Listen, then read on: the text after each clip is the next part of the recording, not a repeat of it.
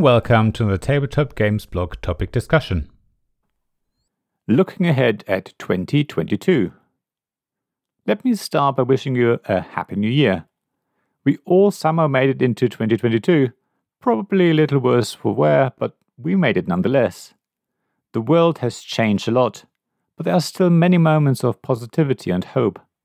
I don't want to make predictions about what might happen to us all in the future, but instead I want to focus on the Tabletop Games blog and maybe talk about a couple of things that I hope for in our hobby.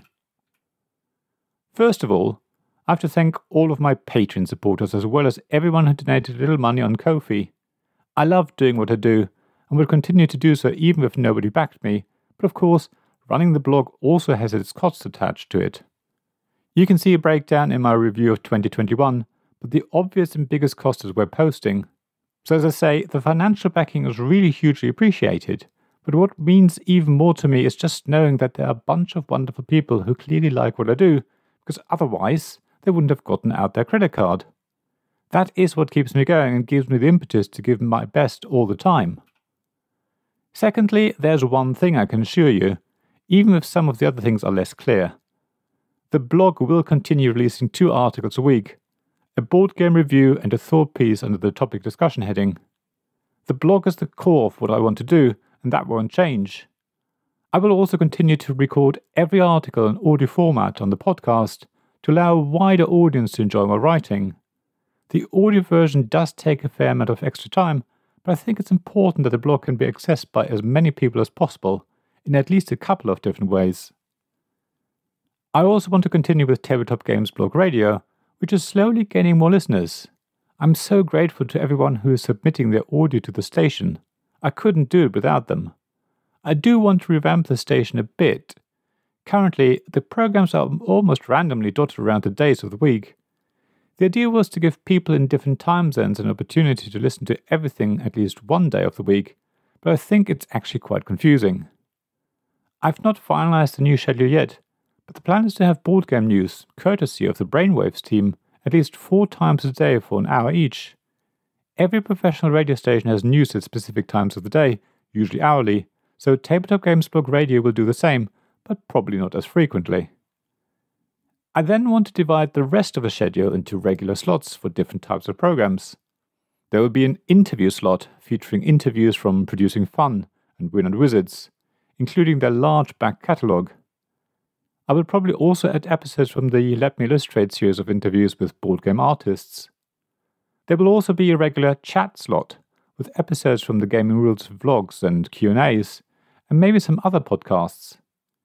Of course, my board game reviews and topic discussion articles will also appear in their own regular slots. Every slot will be scheduled at a certain time every day of the week, and maybe we'll have some additional special slots on specific days.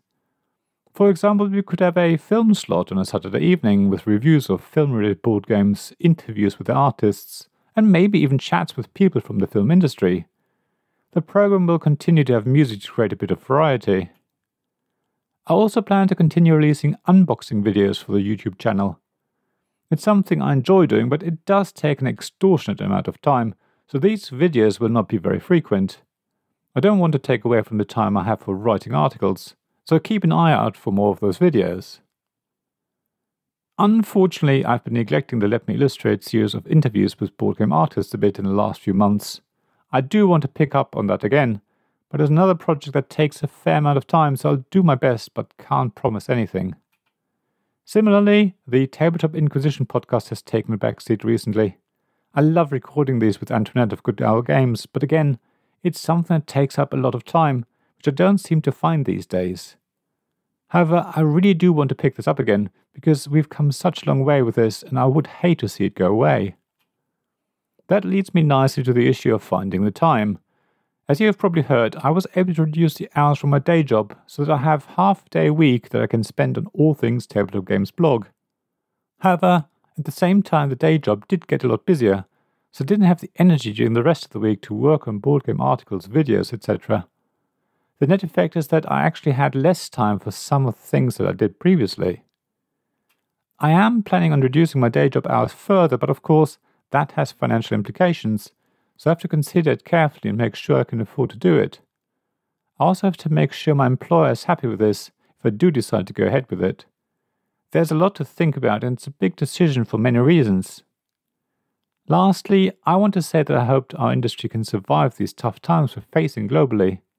I mean that from a business perspective as well as the community side. We've seen some smaller publishers go out of business in 2021, buckling under the pressure of increased shipping costs as one of the reasons. The increased interest in board games that we saw in 2020 did not quite continue to the same extent into 2021, which created challenges for everyone in the industry. So my hope is that 2022 improves and that we see the trend of board games working their way into the mainstream continue.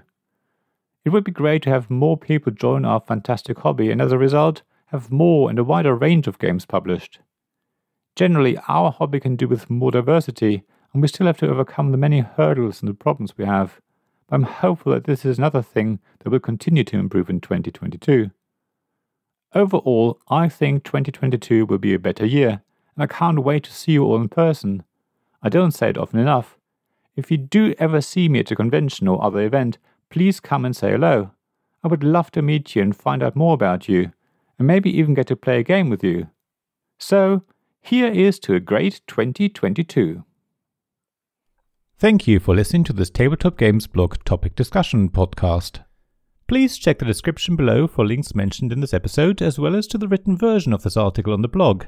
If you enjoyed this episode, please subscribe, give us some stars or leave a review.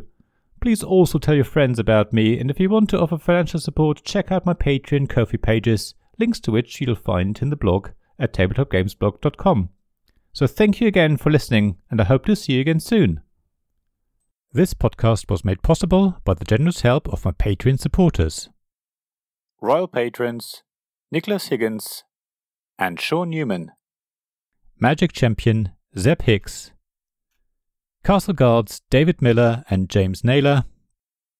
Dice Masters Alex Bardi, Paul Grogan and Robin Kay. And Shining Lights Gavin Jones, Sarah Reed, Richard Simpson and Tim Vernick.